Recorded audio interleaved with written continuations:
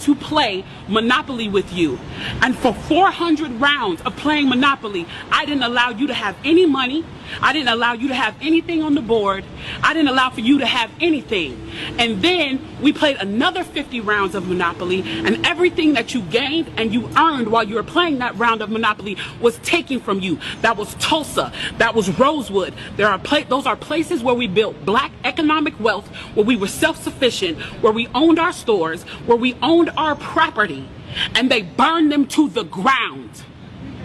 So that's 450 years. So for 400 rounds of Monopoly, you don't get to play at all. Not only do you not get to play, you have to play on the behalf of the person that you're playing against.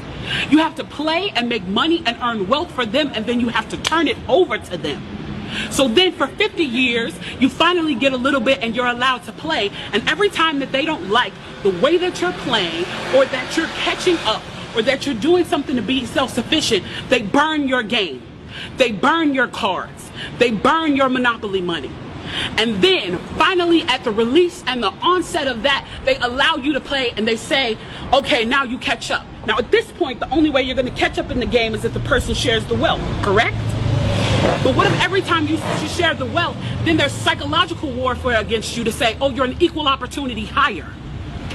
So if I played 400 rounds of Monopoly with you, and I had to play and give you every dime that I made, and then for 50 years, every time that I played, if you didn't like what I did, you got to burn it like they did in Tulsa and like they did in Rosewood. How can you win?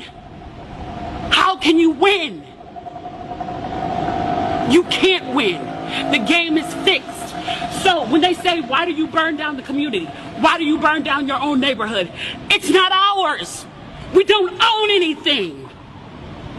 We don't own anything.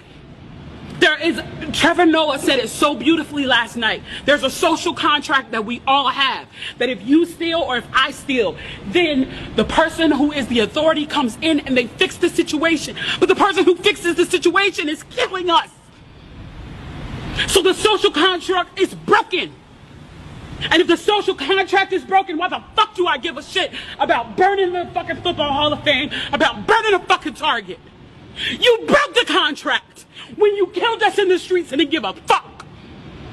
You broke the contract when for 400 years we played your game and built your wealth.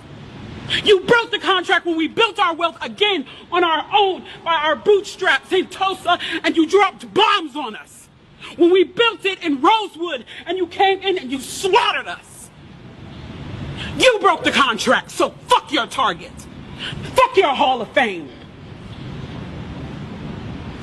As far as I'm concerned, they could burn this bitch to the ground. And it still wouldn't be enough. And they are lucky that what black people are looking for is equality and not revenge.